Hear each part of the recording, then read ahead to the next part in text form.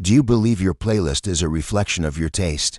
This is the most comforting illusion of modern life. The truth is far more disturbing. You do not choose the music chooses you. What you call musical taste is, in fact, a symptom. It is an echo. It is the language that your deepest psyche yourself, as Carl Jung called it, uses to try to speak to you.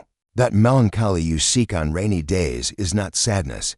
It is your anima asking to be recognized. That aggressive rhythm you use to work out is not motivation. It is your shadow asking to be integrated.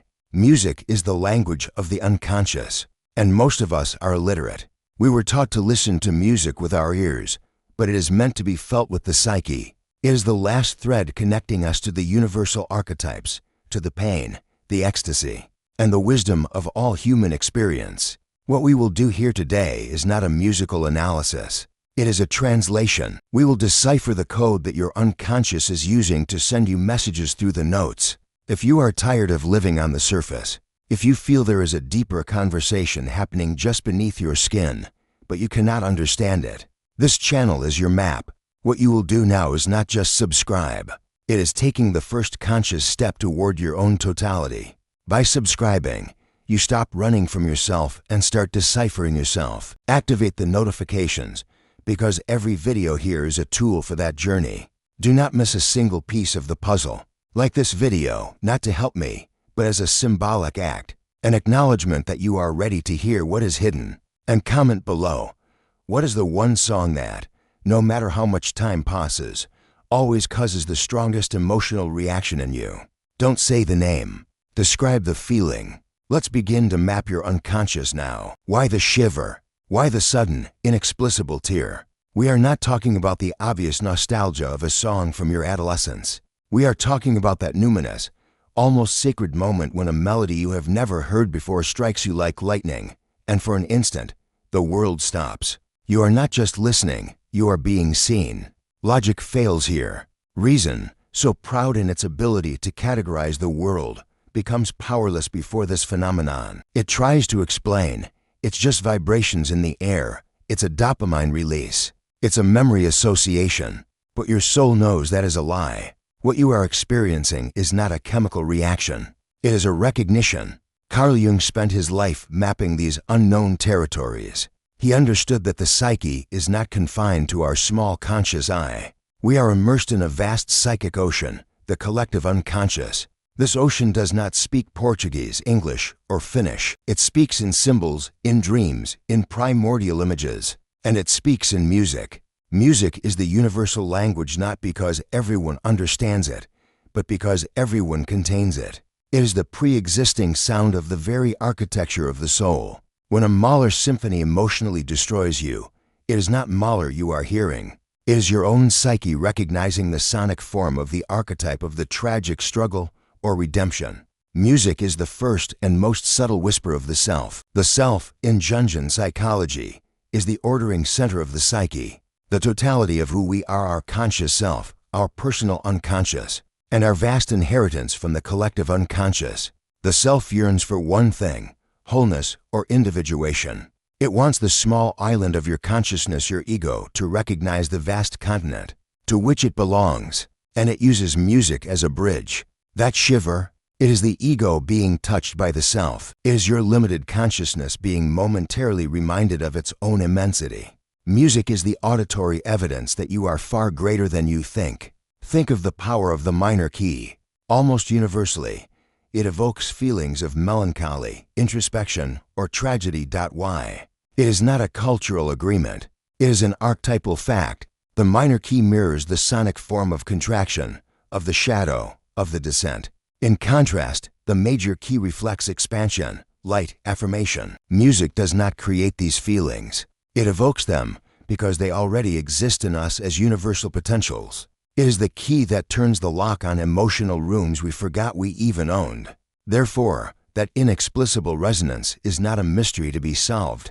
It is a truth to be lived. It is proof that your soul is alive and trying to communicate. When music touches you so deeply, it is asking a question. Are you listening? Are you ready to remember who you are? It is the voice of your destiny, singing softly for you to step off the beaten path of your conscious life and dare to look at the map of your own depth. Most people hear the call, feel the shiver, wipe away the tear, and return to the superficial. But not you. Not anymore. This experience is the starting point. It is the invitation to the journey. Jung would say these moments are encounters with the numinous, the divine, the mysterious, the tremendous. Music is, perhaps, the most accessible form of numinous experience available to modern man, who has banished the sacred from his life. It is the crack in everyday reality that allows us to glimpse the infinite, and it is through this crack that we will begin our descent. The first lesson is this: stop treating your music as entertainment. Start treating it as an oracle. Observe a baby. Before he can form the word mother, he responds to the tone of her voice. He understands the lullaby. Melody is his first form of secure communication. The rhythm of breathing and heartbeat in the womb was his first reality. Musical language is not something we learn. It is something we return to.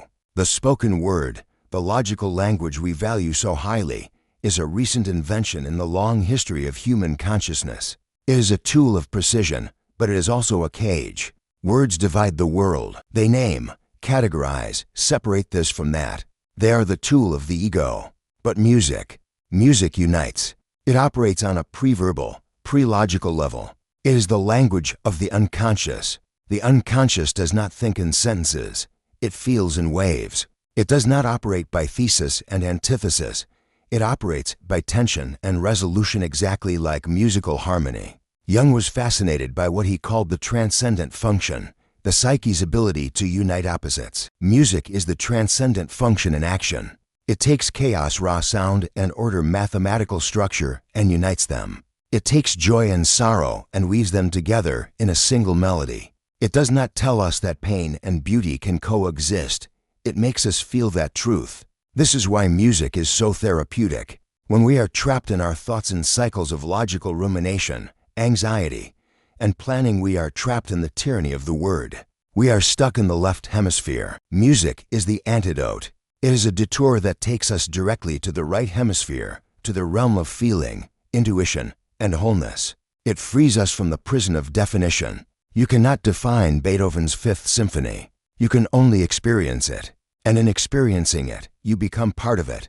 Your small, individual consciousness dissolves into the collective experience of that emotion. Jung would call this a dissolution of the ego in favor of the self. The ego needs control. It needs words and labels. The self yearns for flow and connection. Music is the flow. It teaches us the art of letting go. You cannot control a symphony. You can only surrender to it. And in that surrender, you find a strength far greater than your conscious control. You find the strength of the psyche itself. This is why all ancient forms of healing, from shamanism to Greek rituals, were centered on music, chant, and rhythm. They knew what we have forgotten. Words can deceive the mind, but music never lies to the soul. The language of words is binary. Yes or no, good or bad, right or wrong. The language of music is holistic. It is capable of holding paradox. A note only has meaning because of the notes around it and the silence that envelops it. Likewise, in the psyche, a feeling only has meaning in relation to its opposite. Music trains us to think in a Jungian way. It teaches us to see life not as a series of problems to be solved, but as a composition to be felt. It teaches us to honor the tension, to value the dissonance, for it leads to resolution, and to understand that even the pauses, the silences, are an integral part of the melody. So when you feel lost in words, when your rational mind cannot find the way out, the path is not to think harder. The path is to listen. Put on the music that speaks to that pre-verbal part of you. Don't try to analyze it. Just breathe with it. Let it dismantle your logical rigidity. Music is your mother tongue. It is time to remember how to speak it. It is the language your soul used to converse with the cosmos before you even had a name. What is an archetype? In Jung's view, it is not an image. It is a pattern of energy. It is an empty form, a potential for experience that we inherit collectively. The hero, the mother, the sage, the trickster, they are the universal characters of the human drama, and they live within us. But how do we recognize them? In the outer world, we recognize them through stories and myths. In the inner world, we recognize them through music. Music is the sound that archetypes make. It is their vibrational signature. Think of the hero's journey. Why does the soundtrack to Star Wars or The Lord of the Rings give us an instant feeling of adventure, danger, and triumph? The composers like John Williams did not invent this music. They channeled the sound of the hero archetype. The use of brass trumpets, trombones for the call to adventure, the soaring strings for the struggle and sacrifice, the triumphant resolution in a major chord. This is not a cultural convention. It is a direct translation of archetypal energy. We recognize it because the hero lives in us. The music simply awakens him. Let's go deeper. The archetype of the lover, not superficial romantic love, but the force of connection, of passion, of fusion. Think of Wagner's Tristan und Isolde. The famous Tristan chord is the sound of erotic tension and unquenchable desire. It is dissonant, never fully resolving, always yearning for the next note. It is the sound of Eros itself. When we hear music that prioritizes the cello, the violin in its most passionate notes, or a soul ballad that speaks of total surrender, the lover archetype in us is activated. The music becomes the vehicle for our own capacity for deep connection. And the sage or the wise old woman, what is the sound of wisdom? It is the sound of silence, of depth, of contemplation. Think of Gregorian chants, the minimalist music of Arvo Pärt, or the mathematical complexity of a Bach fugue. It is music that does not scream for attention. It demands attention. It is structured, often slow, and seems to contain the vastness of time itself. It calms the frenetic ego and invites us into the silent center of the psyche, where timeless wisdom resides. It is the sound of cosmic order, of Sophia. Even the trickster, the archetype of chaos, change, and rule-breaking, has its sound. It is music that is rhythmically and harmonically unpredictable. Improvisational jazz, chaotic electronic music, the compositions of Frank Zappa. It is the sound that laughs at our expectations. It destabilizes us, forces us out of our comfort zone, and reminds us that life is not controllable. The musical trickster breaks the fourth wall and reminds us that rigidity is the death of the psyche. Music, therefore, is an audible pantheon. You can diagnose which archetypes are active in your life and which are repressed simply by looking at the music you seek and the music you avoid. Do you avoid chaotic music? Perhaps your trickster is starving. Do you only listen to heroic music? Perhaps you are stuck in an ego inflation, neglecting the lover or the sage. Your playlist is not an entertainment list. It is a diagnostic report from your soul. It shows which inner gods you are honoring and which you are ignoring, to your own peril. The shadow, Jung's most misunderstood and, perhaps, most vital concept. The shadow is not evil. The shadow is simply everything you are, but pretend you are not. It is the repository for all the parts of yourself you rejected to fit into society. Your rage, your envy, your raw sexuality, your fragility, your unacceptable power. We spend most of our conscious lives building a wall to keep the shadow locked in the basement of the psyche. And music is the key the shadow uses to try to break down the door. Why are we drawn to dark music? Heavy metal, tragic blues, dark ambient, rap that speaks of rage and injustice. The superficial explanation from our puritanical culture is that this music is negative or depressing, that it causes these feelings. Jungian psychology reveals the opposite truth. Music does not create the shadow. It gives voice to the shadow that is already there, suffocated and starving for recognition. When you listen to a song that perfectly articulates your repressed rage, you do not become more enraged. You become more whole. A moment of integration occurs. The song says, "I see this part of you." It is real. It is allowed to exist. This is a therapeutic act of immense importance. Jung was clear. The integration of the shadow is the first and most difficult step on the journey of individuation. "I would rather be whole than good," he said. The goodness society demands is often just a facade, a fragile persona built on denial. But what is denied does not disappear. It becomes destructive. The repressed shadow projects. The good man who represses his anger explodes in domestic violence. The pure person who represses their sexuality becomes a hateful moral crusader. The unintegrated shadow always takes its revenge. Dark music is our safest ally in this process. It is a mirror. It allows us to look at our own darkness without being consumed by it. It is a container. We can pour our rage, our pain, our melancholy into it, and it holds it for us. It transforms it from a personal poison into a universal human experience. The 9-Inch Nails vocalist screaming his pain is not just his pain.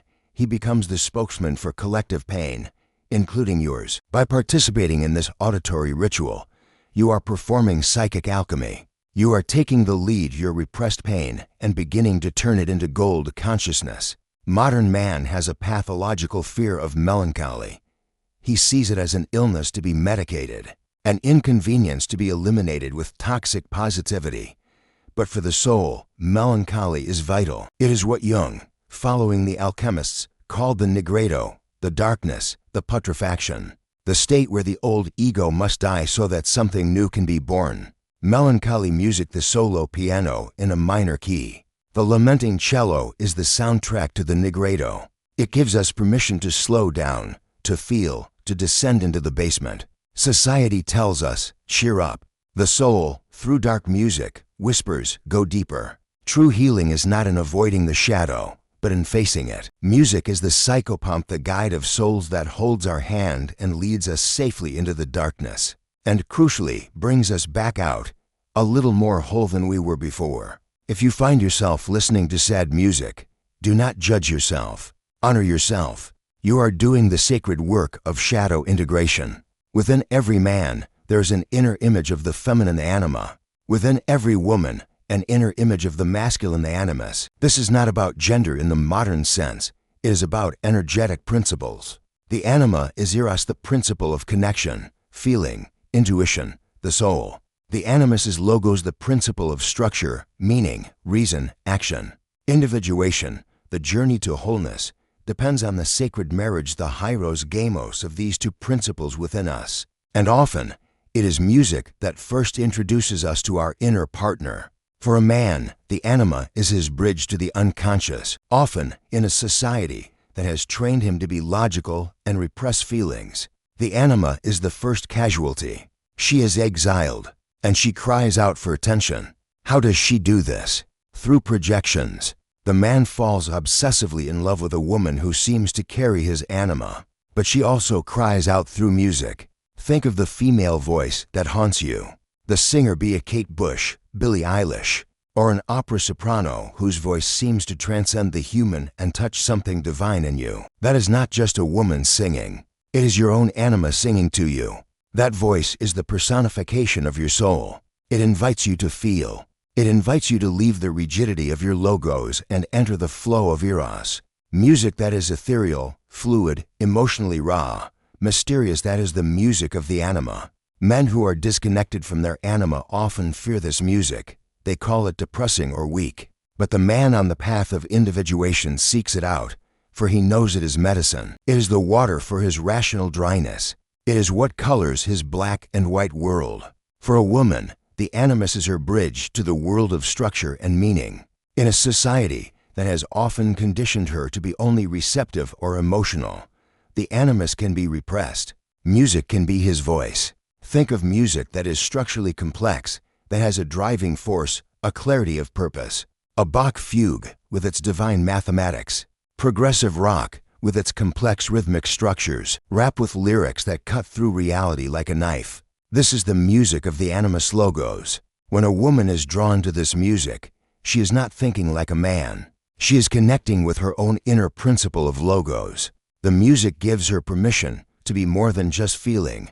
It gives her permission to have structure, to have an opinion, to act in the world with purpose. A negative repressed animus manifests as inner criticism, as a voice that says you are not good enough. But a positive, integrated animus, often found first in music, becomes a source of clarity, courage, and spiritual focus. Romantic music, at its deepest level, is rarely about the other person. It is about the yearning of the anima and animus for each other within our own psyche. It is the drama of our own inner union being played out on the world's stage. Music is the meeting field. It is the place where Bach's logic and Chopin's emotion can dance together. It is where your strength meets your vulnerability, and where your intuition meets your structure. Your ideal playlist is not all logos or all eros. It is a balance. It is the sound of your own alchemical wedding. Let us leave melody and harmony for a moment and speak of the foundation, the rhythm, the beat, the pulse. Rhythm is the first music we hear. In the womb, we were enveloped by the dual rhythm of our mother's heart and breath.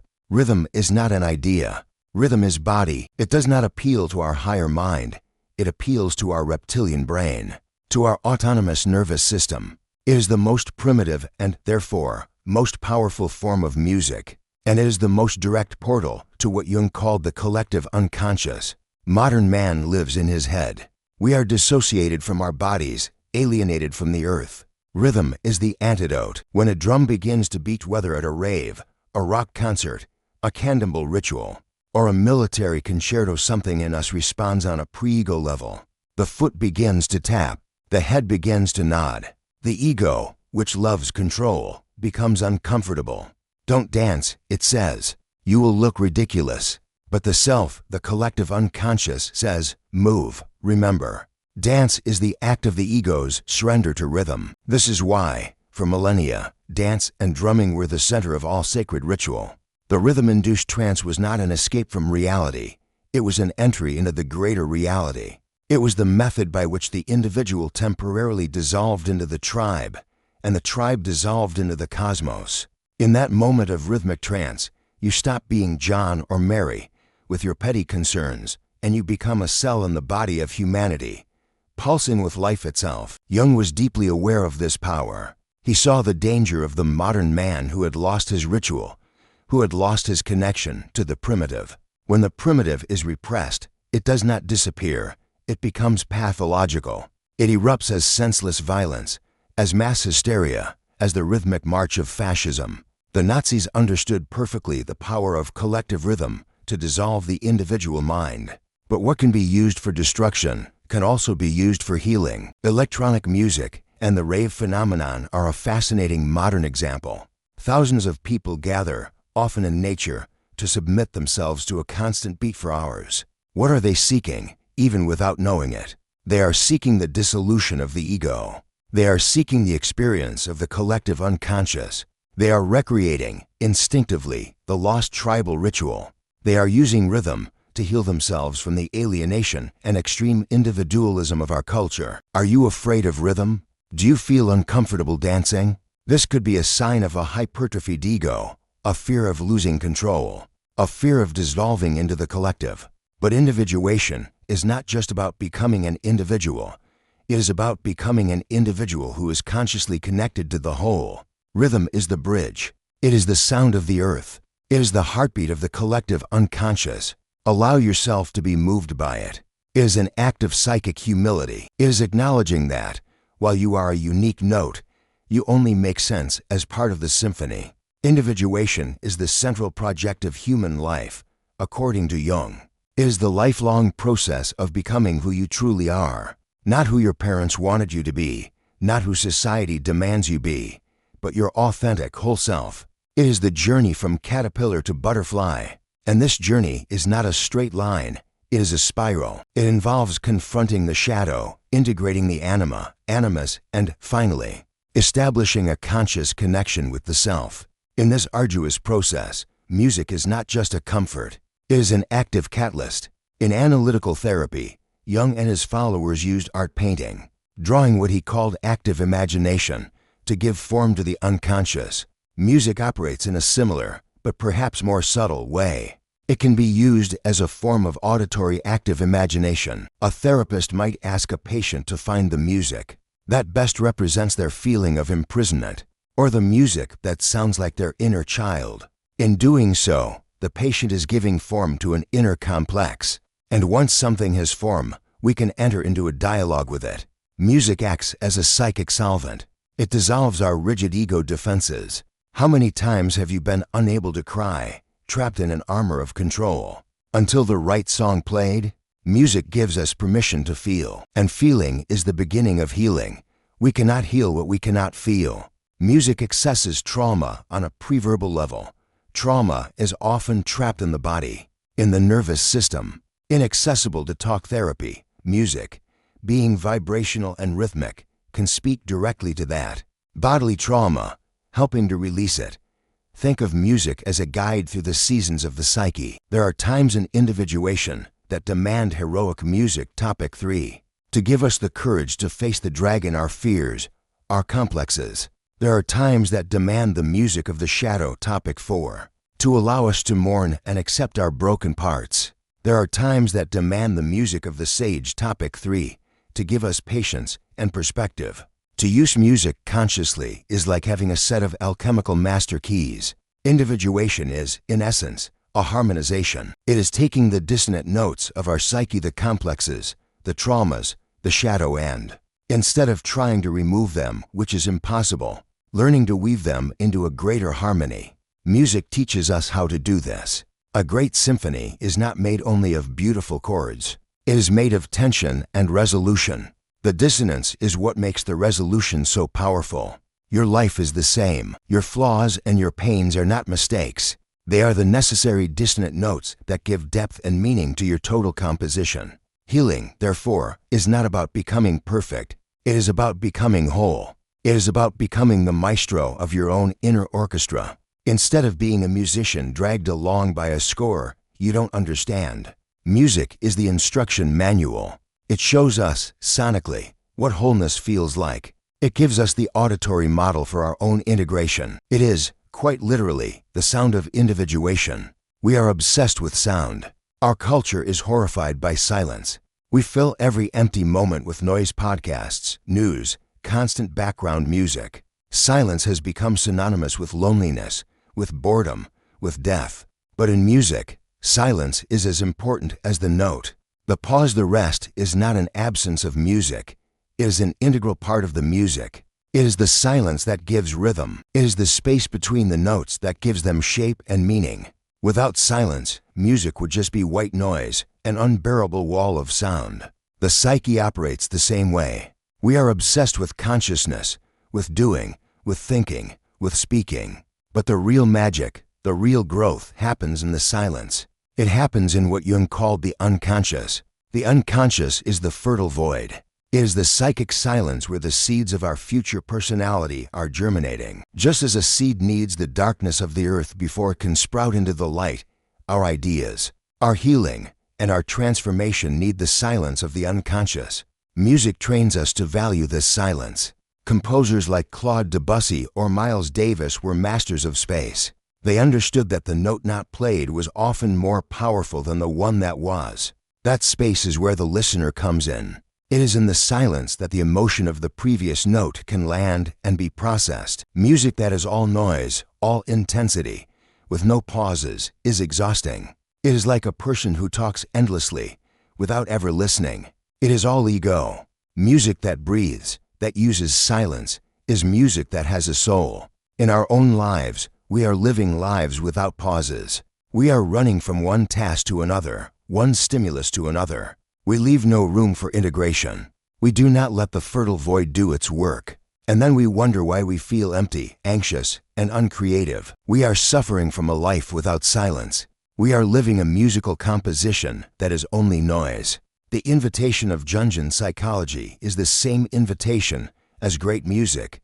Honor the silence. Meditation, contemplation, time in nature, or simply sitting quietly without a phone, these are the rests in our personal symphony. It is in these moments that the unconscious can finally speak. It is in the silence that we hear the whisper of the self. Topic 1. It is in the silence that the anima. Topic 5 finds room to breathe.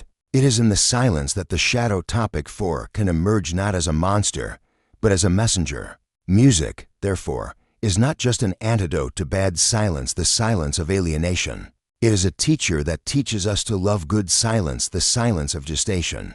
It shows us that the void is not something to be feared, but something to be cultivated. It is the womb of the psyche. The most important note of your life might be the pause you allow yourself to take today. It is the space where you stop doing and simply are. Music is a powerful tool, and like every powerful tool, it carries a danger. The danger is not in the music itself, but in our relationship to it. The danger is what Jung called identification. Identification happens when the ego, instead of relating to the content of the unconscious and archetype, the shadow, merges with it. It says, I am this. The mirror ceases to be a mirror and becomes a mask we can no longer remove. This is what Jung called the persona. The persona is the social mask we wear. It is useful. We need it to function. The problem is when we forget it's a mask. In music, this happens when we fully identify with a genre or an artist. I am a metalhead. I am a punk. I am a classical music fan. This ceases to be a preference and becomes an identity. Music, which should be a tool for expanding the soul, becomes a uniform, a prison. Think of the teenager who only listens to depressing music and says, I am this music. Nobody understands me. He has found a mirror for his melancholic shadow topic 4, which is good. But then he merged with the mirror. He has identified with the shadow. Now, he can no longer access the hero, the lover, or the sage. He is stuck.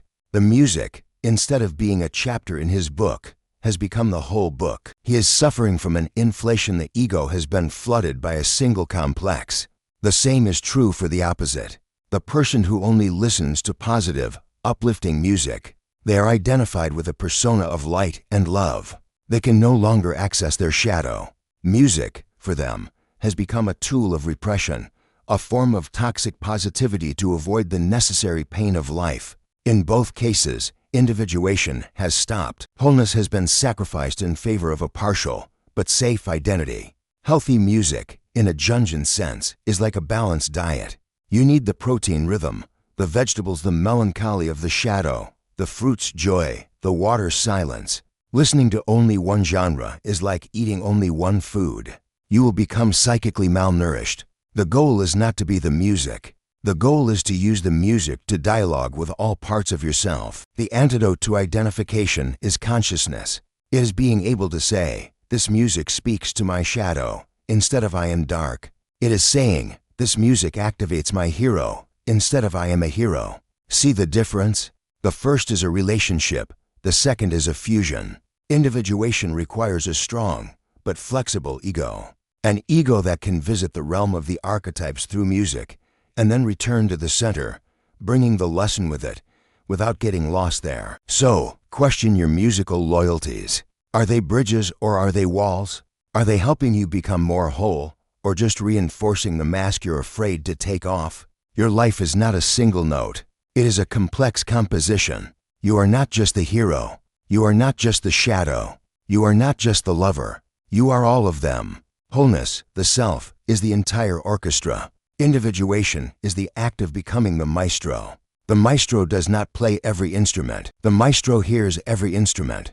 He knows when to bring in the strings emotion, when to use the brass action, when to command the percussion instinct, and, crucially, when to demand the silence contemplation.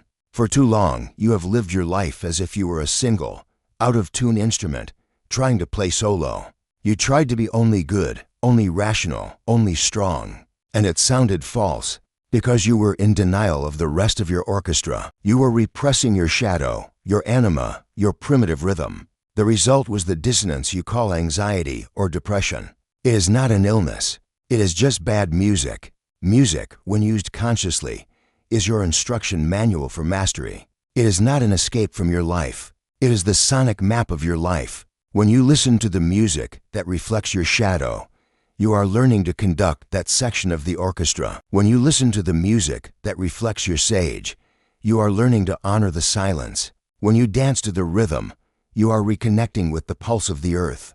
The final goal is not to find the perfect music. The goal is to recognize that you are the music. You are the entire symphony. Your pain and your joy, your light and your darkness, are not in opposition. They are the tension and resolution that make your composition unique and beautiful. The world does not need you to be a perfect, polished note. The world needs you to play your full symphony with all its chaotic, divine complexity. So, from now on, listen with a new purpose. Listen not to escape, but to find. Listen not to distract, but to integrate. Every song is a mirror. Every melody is a guide. Every silence is a teacher. You are the composer, the maestro, and the music itself. Now, pick up the baton.